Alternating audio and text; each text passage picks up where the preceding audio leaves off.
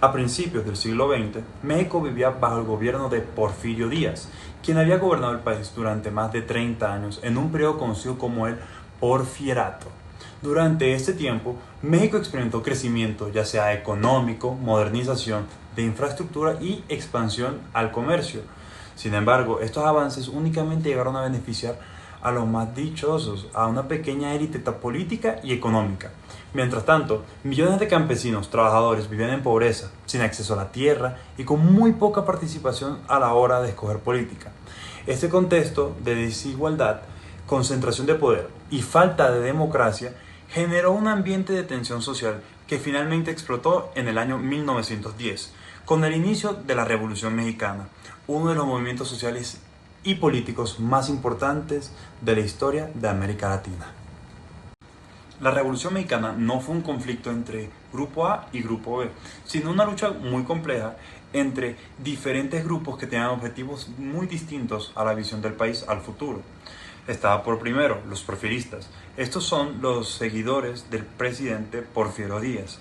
Este grupo, naturalmente, estaba compuesto por los grandes trabajadores, terratenientes, empresarios y personas del sector del gobierno que apoyaban la estabilidad económica de este régimen. Estaba la oposición de ellos, los maderistas, una oposición que surgió liderada por el movimiento de Francisco Madero, un político que defendía la democracia y exigía elecciones libres. Madero convocó al pueblo mexicano a levantarse contra la dictadura en 1910, marcando el inicio de la revolución. Los movimientos campesinos. Sin embargo, otros grupos tenían demandas más profundas. En el sur del país surgió el movimiento liderado por Emilio Zapata, quien representaba a los campesinos que reclamaban la devolución de sus tierras. Su lema era tierra y libertad, reflejando la lucha por la reforma agraria. En el norte, otro líder revolucionario fue Pancho Villa, quien lideró un ejército popular compuesto tanto por campesinos como trabajadores rurales. Más adelante apareció el grupo de los constitucionalistas, quienes estaban encabezados por Venustiano Carranza, quienes buscaban reorganizar el país mediante una nueva constitución y un nuevo sistema político. Bueno, ahora pasando a las causas y a las motivaciones de la Revolución Mexicana, pues tenemos que esta pues fue como el resultado de múltiples causas que se habían acumulado durante varias décadas. Por un lado está la causa política, la cual pues el principal problema era la falta de democracia, ya que Porfirio Díaz se mantenía en el poder mediante pues, elecciones controladas y una represión política, lo que hacía que pues no hubiera una participación pues por parte de otros sectores del gobierno. Por otro lado, estaban las causas pues, en el ámbito social, las cuales pues, era a causa de que la situación de los campesinos era extremadamente complicada. Esto ya que grandes haciendas controlaban enormes terrenos, pues extensiones de tierra, mientras que los millones de campesinos que habían pues no tenían una tierra propia y tenían que trabajar en condiciones pues muy precarias y muy malas. Por último, en el lado económico, gran parte de los recursos naturales de las industrias mexicanas eran controlados por pues, países en Europa o Estados Unidos, y esto lo que hacía era que la población pues, sentía un sentimiento de injusticia y desigualdad pues, para ellos. Pues por último, todas estas causas hicieron que se motivara a distintos sectores de la sociedad a exigir unos cambios profundos como más democracia, una distribución más justa de las tierras y mejores condiciones de vida en general para la población.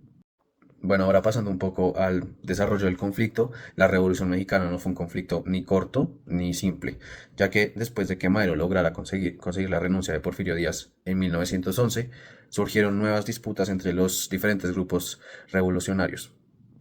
Madero asumió la presidencia, pero muchos de estos líderes revolucionarios consideraron que sus reformas eran demasiado lentas. En 1913 fue derrocado y asesinado durante un golpe de Estado liderado por Victoriano Huerta. Este hecho provocó una nueva etapa de conflicto en donde distintos ejércitos revolucionarios lucharon en contra del gobierno de Huerta. Finalmente, las fuerzas constitucionalistas lideradas por Carranza lograron derrotarlo. Sin embargo, incluso después de esta victoria, distintos líderes, pues hubo muchos enfrentamientos entre diferentes líderes, ya que cada uno tenía una visión diferente de cómo querían que fuera México. Y esto fueron algunas de las consecuencias y efectos principales. A pesar de la violencia y la inestabilidad que provocó, la Revolución Mexicana produjo cambios muy importantes en el país. Ofreció una nueva constitución. Uno de los resultados más importantes fue la Constitución de 1917, que estableció nuevas bases políticas y sociales para México. Esta Constitución incluyó derechos laborales para todos los trabajadores, posibilidad de redistribución de tierras, además de que ofreció también un mayor control del Estado sobre los recursos naturales. El impacto social que tuvo fue muy marcado. El inicio de importantes reformas agrarias destinadas a mejorar la situación para estos campesinos. El impacto en el frente humano es un costo muy grande que se puede decir sobre las personas que tuvieron que vivir esto, ya que murieron más de 1 millón de personas durante todo el conflicto. La Revolución Mexicana representó un desafío importante para el liberalismo clásico del siglo XIX. Mientras el liberalismo tradicional defendía principalmente la propiedad privada y un Estado limitado, muchos revolucionarios de la época exigían que el Estado debería intervenir para reducir las desigualdades sociales. Por esta razón, la Constitución de 1917 incorporó derechos sociales, laborales, que ampliaron el papel del Estado en la economía y en la sociedad. La Revolución Mexicana fue un momento decisivo en la historia del país de México actualmente. No solo puso fin a una larga dictadura, sino que también abrió las puertas para el camino de profundas transformaciones sociales y políticas.